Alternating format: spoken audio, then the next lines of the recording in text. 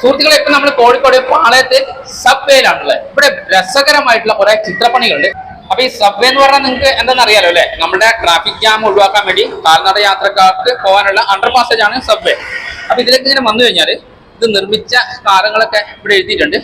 1980 നയനാർ മന്ത്രിസഭയുടെ കാലഘട്ടത്തിലാണ് ഇത് നിർമ്മിച്ചിട്ടുള്ളത്. അത് കഴിഞ്ഞാൽ ഇതിന്റെ ഏറ്റവും രസകരമായിട്ടുള്ള എനിക്ക് തോന്നിയൊരു കാര്യമാണ് നിങ്ങളെ കാണിച്ചു തരാൻ വേണ്ടി വന്നിട്ടുള്ളത്. ഇതുണ്ടോ, എങ്ങനെയുണ്ട്? ഉരുവാണ്, കോഴിക്കോടിന്റെ തനതായ ഉരുവിനെ കുറിച്ചൊക്കെ നമ്മൾ വീഡിയോ ചെയ്തിട്ടുണ്ട്. അതിന്റെ നിർമ്മാണങ്ങളൊക്കെ നമ്മൾ കാണിച്ചിട്ടുണ്ട് നിങ്ങളെ. ഈ ഉരു അങ്ങനെയുണ്ട്, അടിപൊളിയായിട്ടില്ലേ? പക്ഷെ ഇതിന്റെ ഏറ്റവും വലിയ പ്രത്യേകത എന്താ അറിയോ സുഹൃത്തുക്കളെ? ഈ ഉരു നിർമ്മിച്ചിരിക്കുന്ന കംപ്ലീറ്റ് ട്രൈബാൾ സ്ക്രൂവിലാണ്. സ്ക്രൂകളാണ് ഇതെല്ലാം ചെയ്തിരിക്കുന്നത്. എന്താന്നൊക്കെ ഞെട്ടിച്ച് കളയൂല്ലേ? എന്താ ലുക്ക് നോക്ക്! ഓരോ കലാകാരന്മാരുടെ കരവിരുന്ന കല എന്താ പറയാ.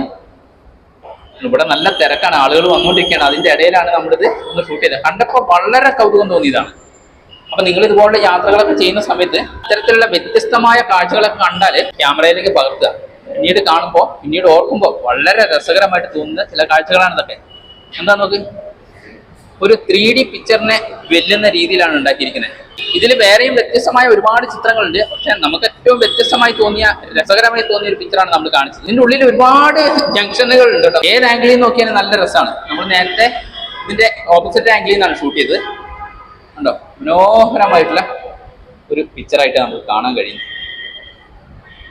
എന്താ അല്ലെ? അടുത്ത് വരുമ്പോഴാണ് നമുക്കത് സ്ക്രൂസ് ആണെന്ന് മനസ്സിലാവുള്ളൂ. ഞാൻ അടുത്ത് വന്നിങ്ങനെ തൊട്ട് നോക്കുമ്പോഴാണ് ഇത് സ്ക്രൂസ് ആണെന്ന് നമുക്ക് മനസ്സിലായത് ശരിക്കും. കേട്ടോ, ഓരോ കലാകാരന്മാരുടെ കരവിരുതുകൾ അല്ലേ?